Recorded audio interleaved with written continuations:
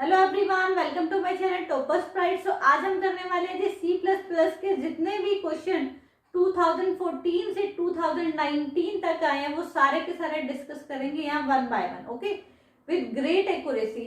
So let's start our first question. In context of C plus plus consider the following statement. हमें यहाँ पे दो statement दी है, हमें बताना है कि कौन सी ठीक है या नहीं।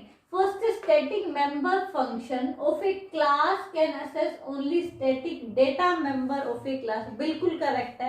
जो static member function होगा वो सिर्फ static data member को ही access कर सकेगा और किसी members को access नहीं कर सकेगा। सेकंड, यहाँ पे है static data member की बात हुई है यहाँ पे, ना कि member function की। static data member जो होगा वो शेड कर सकता है आपके पास all object of the class. तो रिमेंबर, स्टैटिक मेंबर फंक्शन है वो असेस करेगा स्टैटिक डेटा मेंबर को, एंड स्टैटिक डेटा मेंबर है वो असेस कर सकते हैं कोई भी ऑब्जेक्ट। ओके, सो इसका जो आंसर आएगा बोथ आर ट्रू। सब यूट्यूबर्स आपको ऑप्शन 2 बता रहे हैं बट ये दोनों ही करेक्ट है। Okay, next is dash is used to declare and initialize an object from another object of same class in C++। It's the complete definition of the copy constructor। copy constructor का use करते हैं हम declare and initialize करने के लिए object को from another object of the same class। Next one is the keyword private, protected and public may appear dash in the declaration of a class in C++। First of all, तो public, protected या private का use करते हो आप set करने के लिए boundaries को, क्लास की बाउंड्रीज को सेट करने। सो पब्लिक्स जो होंगे उसको कोई भी ऑब्जेक्ट असेस कर पाएगा, लेकिन जो प्राइवेट मेंबर फंक्शन होंगे उनको प्राइवेट ऑब्जेक्ट ही असेस कर पाएंगे, लेकिन जो प्रोटेक्टेड होंगे उनको उनके सेम क्लास के ऑब्जेक्ट असेस कर पाएंगे और उसके जो डिराइव्ड क्लास के ऑब्जेक्ट है वो भी असेस कर पाएंगे। ओके, सो आप पब्लिक, प्रोटेक्टेड एंड प्राइवेट कितनी बार भी लिख सकते हो एक क्लास में। बड़ी क्लास है, आप कितनी भी एक के लिए पब्लिक बनाया आपने, दूसरे के लिए पब्लिक 2 बार भी लिखोगे, या पब्लिक के नीचे आप 3-4 डिक्लेरेशन दे दोगे, वो एक ही बात है। ओके, सो आपके पास in any number of time आप यहाँ पे public, protected and private keyword लिख सकते हो। और ऑर्डर आपके पास कोई भी हो सकता है, वो अकॉर्डिंग टू यू। हम ऊपर डिक्लेरेशन कर देंगे, हम कहीं पे भी उसको डिफाइन करें, वो हमारी मर्जी है। ओके, सो इसका आंसर जो आएगा in any order and in any number of time. Now the fourth question is which of the following is not supported in C++। Inheritance reusability के लिए यूज होता है, एब्स्ट्रैक्शन डेटा हाइडिंग के लिए use होता है। ओके, रिफ्लेक्शन ये आपके पास साइंस की टर्म है, रिफ्लेक्शन ये C++ में हम यूज नहीं करते, तो ये इसका आंसर हो जाएगा। नेक्स्ट क्वेश्चन है इन context of C++ consider the following loop statement. while 5 का मीन्स क्या है, यहाँ पे पॉइंटर स्टार्ट कर दिया while I की वैल्यू 5 है, तो ये लूप चलती रहेगी और स्टार्ट होगी कहाँ से, 1 से। ओके, तो फर्स्ट बार आपके पास हुआ हेलो प्रिंट हुआ, फिर 2 पे पॉइंटर गया, फिर 3 पे गया, फिर 4 पे गया, फिर 5 तक तो ठीक था। जैसे 6 पे आएगी ये लूप क्या होगी, फिनिश हो जाएगी। सो हेलो जो है आपके पास डिस्प्ले होगा हमारे पास 5 टाइम। ओके, नेक्स्ट है इन C++ which of the following is not a valid assess specifier. ये अभी हम पढ़ के आए, पीछे भी एक क्वेश्चन आया था कि आपके पास कितने होने चाहिए, कैसे होने चाहिए। तो पब्लिक होता है, प्राइवेट होता है, प्रोटेक्टिव, लेकिन म्यूटेबल नहीं होता। म्यूटेबल भी एक जो टर्म आती है बायोलॉजी में आती है। ओके, नेक्स्ट है इन context of C++ which is invalid. यहाँ पे ध्यान से देखो, friend function of a class is not considered A member function of a class. ये ट्रू है बिल्कुल, क्योंकि मेंबर फंक्शन आपके पास एक क्लास में हम बना के दूसरी क्लास में भी उसको यूज कर सकते हैं, क्योंकि वो एक मेंबर फंक्शन नहीं है, वो एक फ्रेंड फंक्शन है। वो फ्रेंड हो सकता है 2 और मोर क्लास का भी। सो ये कंडीशन जो कि आपके पास वैलिड है, वो एक मेंबर फंक्शन कंसीडर नहीं होता, उसके आगे हम फ्रेंड लगाते हैं। ओके, नेक्स्ट है member function of a class can be define outside of the class. बिल्कुल ठीक है, हम कैन डिफाइन कहीं भी कर सकते हैं पूरी क्लास में, ये बिल्कुल ठीक है। नेक्स्ट है static data member of a class can be assessed only, यहाँ पे वर्ड लगा दिया, अगर ये ओनली ना होता तो ये बिल्कुल ठीक होता। Only by static member function of a class. अभी पीछे क्वेश्चन आया था जिसमें हमने किया था कि जो स्टैटिक डेटा मेंबर होते हैं वो स्टैटिक मेंबर फंक्शन भी उनको असेस कर सकता है और अदर ऑब्जेक्ट्स भी हैं उनको असेस कर सकते हैं। तो ये कंडीशन जो हमारे पास क्या है, इनवैलिड है। नेक्स्ट भी देख सकते हैं, static data member is initialized to 0 only. Okay, बिल्कुल ठीक है। जब ये आपके पास डिक्लेयर होते हैं वहां 0 से स्टार्ट हो जाते हैं और सिर्फ एक ही बार डिक्लेयर होते हैं और 0 से वो क्या हो जाते हैं, उनकी डिक्लेरेशन स्टार्ट हो जाती है और इनिशियलाइज हो जाते हैं वो 0 से। ओके, सो ये जितने भी 7 क्वेश्चन अभी तक किए हमने वो 2019 में आए और 60 मार्क्स के पेपर में 7 क्वेश्चन का C++ से आना आप देख सकते हो कि कितना इंपॉर्टेंस है। ओके, अभी हम यहाँ पे ट्रेंड देख रहे हैं कि 2014 से 2019 तक क्या क्या ट्रेंड रहा है। उस ट्रेंड के बेसिस पे हम अपना कोर्स को स्टार्ट करने वाले हैं बहुत जल्द। ओके, सो हमारे साथ बने रहिए। अब जो हम सारे क्वेश्चंस कर रहे हैं वो 2016 के हैं। Okay, so by default member of a class are, by default क्या होते हैं, प्राइवेट। जब तक हम उस पर पब्लिक नहीं लिख देते तो बाय डिफॉल्ट क्या होंगे, प्राइवेट। सो थर्ड ऑप्शन क्या होगा, इसका करेक्ट आंसर होगा। Next one is a constructed with no argument is called default constructor। Okay, default constructor में आपके पास आर्ग्यूमेंट हो भी सकते हैं और नहीं भी हो सकते। Next one is which of the following control expression are valid for an if statement। हम कहते हैं कंडीशन चेक करते हैं, इफ ट्रू है तो ठीक है, लूप में आप एंटर कर जाओगे और जो स्टेटमेंट है वो एग्जीक्यूट हो जाएगी। इफ ट्रू नहीं है तो आप क्या करोगे, लूप में एंटर ही ना, कंट्रोल आपका लूप के अंदर जाएगा ही नहीं। सो यहाँ पे इफ स्टेटमेंट में आपके पास जो होगा बुलियन, ट्रू और फॉल्स पे सारा के सारा प्रोसेस चलेगा। अगर ट्रू होगी कंडीशन, कंट्रोल इफ स्टेटमेंट के अंदर जाएगा, जो भी आपके पास स्टेटमेंट होगी उनको प्रोसेस करेगा और देन आउट होगा। अदरवाइज कंट्रोल इफ स्टेटमेंट के अंदर जाएगा। सो बुलियन आपके पास इसका करेक्ट आंसर होगा। The wrapping of data and function into a single unit, ये आपके पास होता है data encapsulisation. Okay, next one is dash feature support reusability and extensibility of a class. हम इनहेरिटेंस के थ्रू रीयूजेबिलिटी करते हैं, हम फंक्शंस को डिफाइन कर देंगे क्लास में, उसको अगेन से जस्ट कॉल करेंगे और वहां पे एग्जीक्यूट करेंगे। बार बार हम फंक्शन को डिफाइन नहीं करेंगे हर जगह एक क्लास के अंदर। नेक्स्ट है the symbol question mark and double dot show dash operator, ये आपके पास कंडीशनल ऑपरेटर होता है।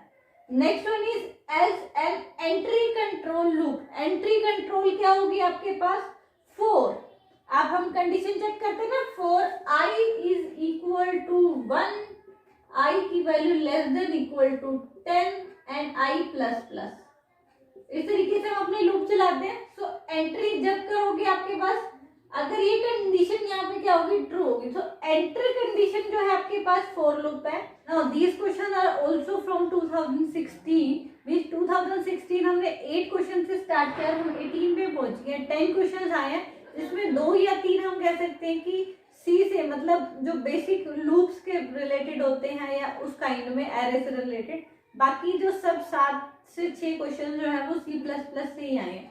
ओके, तो फर्स्ट क्वेश्चन आपके पास इस स्लाइड में क्या है, there is provide an alternative name for standard type, that is type definition, हम डिफाइन करेंगे यहाँ पे, नोट टाइप ओल्ड, ओल्डर नहीं कर रहे, टाइप स्टैंडर्ड नहीं है और ऑल ऑप्शन आर रॉन्ग नहीं है। सो टाइप डेफिनेशन इसका क्या होगा, करेक्ट आंसर होगा। नेक्स्ट है dash data type specified empty set, empty set के लिए आपके पास क्या होता है, वॉइड, डबल जो है वो डबल को शो करेगा, कैर जो है करेक्टर, फ्लोट फ्लोट वैल्यूज के लिए होगा, वॉइड जो होगा वो एम्प्टी वैल्यू के लिए करते हैं। नेक्स्ट है dash of an element shows position in an array, हम क्या कहते हैं, एरे का इंडेक्स फाइंड आउट करते हैं। Okay, index A of array, आपके पास ये एक एरे लिया हमने, okay, that is a of 0, A of 1, A of 2, अगर हम 0 से, सो ये आपके पास क्या है, 0 1 2 3, ये सब इसका इंडेक्स है। इस इंडेक्स पे क्या वैल्यू होगी वो शो करेगा ए ऑफ 0, एंड 1 पे क्या वैल्यू होगी वो शो करेगा ए ऑफ 1। सो 0 1 2 ये सब क्या है, इंडेक्स ऑफ एरे। ओके, तो इसका आंसर आएगा जी इंडेक्स ऑफ एरे। नेक्स्ट आपके पास एक प्रोग्राम दिया था, वेरी इंटरेस्टिंग प्रोग्राम है, इसको हमने आउटपुट बतानी थी क्या है। अब ध्यान से देखेंगे हम कि प्रोग्राम कैसे आपके पास रन करेगा। इनिशियलाइज कर दिया हमने x की वैल्यू 7, हमने यहाँ तीन फंक्शन डिक्लेयर कर दिए, okay, void show x again and void main तो मेन फंक्शन होगा, ओके। देन हमने void main के अंदर जो है अपना show x को कॉल किया। अब show x को लेकिन हमने डिफाइन बाहर किया। अब ये क्वेश्चन पीछे आया था कि हम फंक्शन को क्या बाहर डिफाइन कर सकते हैं, बिल्कुल कर सकते हैं, ओके, वो स्टेटमेंट ट्रू थी।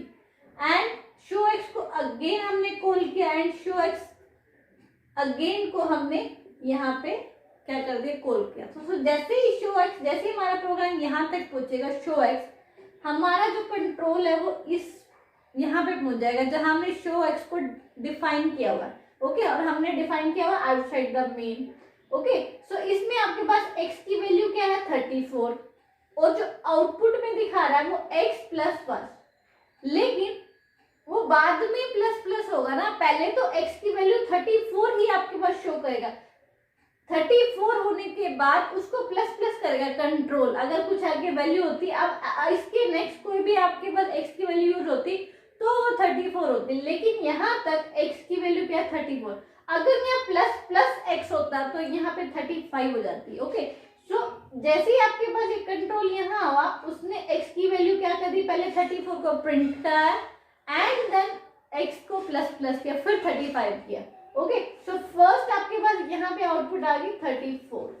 नेक्स्ट आपके पास क्या कंट्रोल हमारा इस शो x पे, फिर अगेन हमारा कंट्रोल किया जहां हमने इसको डिफाइन किया, फिर डिफाइन किया वो प्रोसेस चलेगा इंट x की वैल्यू 34, पहले वो x को प्रिंट करेगा 34 एंड देन प्लस प्लस करेगा, तो यहाँ पे आउटपुट फिर आई क्या 34। नेक्स्ट है शो x अगेन। अब शो एक्स अगेन आते ही हमारा कंट्रोल गया थी यहाँ पे, क्योंकि हमने शो एक्स अगेन को यहाँ डिफाइन किया हुआ। अब यहाँ पर भी बिल्कुल वही केस होगा, हमने x प्लस प्लस पहले x को प्रिंट कराएगा, फिर x की वैल्यू को इंक्रीज करेगा। सो x की वैल्यू यहाँ पे क्या है 7। सो आउटपुट यहाँ पे भी जो शो एक्स अगेन में देगा वो 7।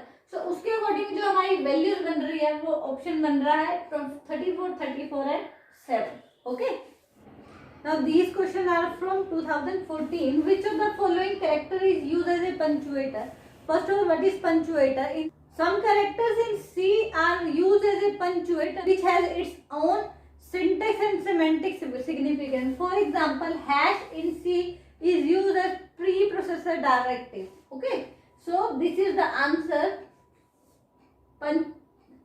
Hash is used preprocessor directive. This character is used as a punctuator. Now next is two similar structure can have double assignment. We know in C and C++. And next question, that is exit control loop. 2016 या 19 में आया, अभी हमने किया discuss. What is entry control loop थी for loop, और what is exit control loop क्या है आपके पास do while, ओके। एंट्री में for and while loop होगी और exit control क्या होगा do and while। Do while में क्या प्रोसेस होगी, एक बार लूप जो है चलेगी उसके बाद चेक होगी condition, so that is why it is known as the exit control loop. Next है the size of 1D array with UB as upper bound and LB as lower bound. We know that array size is upper bound minus lower bound plus 1 क्यों, क्योंकि हम array जो है start करते हैं वो 0 से करते हैं, ओके। Next है dash refer to the name of variable, function, array and class created by programmer that is identify keywords like public, private and etc. Constraint आपके पास कुछ एक conditions होगी, strings आपके पास क्या होगी, string की कुछ value होगी, characters की form में होगी, so identify इसका क्या होगा, correct answer होगा। Next है encapsulisation is a way to implement. Encapsulation से हम क्या करते हैं, इनहेरिटेंस नहीं, इनहेरिटेंस मीन्स रीयूजेबिलिटी होती है, पॉलीमॉर्फिज्म मीन्स सेम नेम से हम डिफरेंट फंक्शंस को बना सकते हैं, उनके अंदर जो वेरिएबिलिटी कर सकते हैं उनके ऑपरेशंस की। नेक्स्ट है data abstraction, that is the right answer. Overloading नहीं, डेटा एब्स्ट्रैक्शन क्या होगा, इसका राइट आंसर होगा। नेक्स्ट है that is a way to bind data and its associated function, वो क्या होती है आपके पास, class, okay। now the question number 26, these questions are also from 2014. Dash is also called class interface, member function, program access control, data member and the class tagline. Member function is a class interface we use in the C++.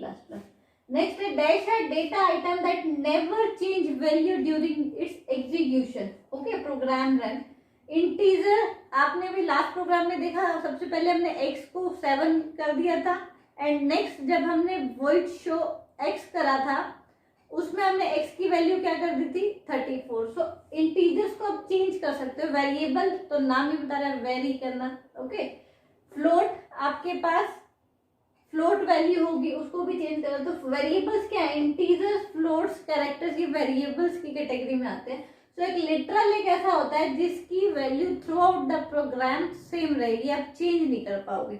Next one is C++ was developed by, ऐसे क्वेश्चन भी याद आता है जी, देखना है. ठीक है, Dennis Ritchie, Edgar Codd, Ivan रेबोस एंड बजारने स्ट्राउस्ट्रक. तो ये इसका आंसर करेक्ट है. नेक्स्ट है function is used to read string. Gets और पुट्स फंक्शन. गेट्स आपके पास रीड के लिए यूज होता है, रीड करने के लिए string, and the puts function जो होता है राइट करने के लिए स्ट्रिंग. वैसे आप क्या यूज करते हो, scanf and printf. Okay, characters को अगर आपको रीड एंड राइट करना है, रीड करने के लिए स्कैनएफ एंड राइट करने के लिए प्रिंटएफ. सो इसका जो करेक्ट आंसर आएगा वो ये आएगा गेट्स. नेक्स्ट है dash tag is use for adding comments. Comments के लिए हम ये यूज करते हैं डबल स्लैश. ओके, नेक्स्ट है when a function is defined inside a class. Class के अंदर ही अगर हमने डिफाइन कर दिया तो वो क्या कहलाएगा आपके पास, इनलाइन फंक्शन. ओके, जहां पे आपने उसको डिक्लेयर किया वहीं पे डिफाइन कर दिया तो वो क्या कहलाएगा, inline function. Next one is each string literal is automatic added with a forward slash and 0. Option में 1 एंड 0 दे रखा है जो कि सही नहीं है, आई थिंक प्रिंटिंग मिस्टेक होगी. सो ये हम नल कैरेक्टर भी बोलते हैं इसको, ये यूज करते हैं अपने स्ट्रिंग को एंड करने के लिए. ओके, इन दिस वीडियो हमने जो है 32 क्वेश्चंस कवर कर ली 2019, 16 एंड 14 के. ओके, अब अगर इससे ज्यादा है तो वीडियो बहुत लंबी हो जाएगी. In the next video we will surely cover 15, 16 and 17 questions of C and C++. If you find helpful this video, please hit the like button, subscribe my channel and press the bell icon so that you will get the notification time to time. Thank you so much.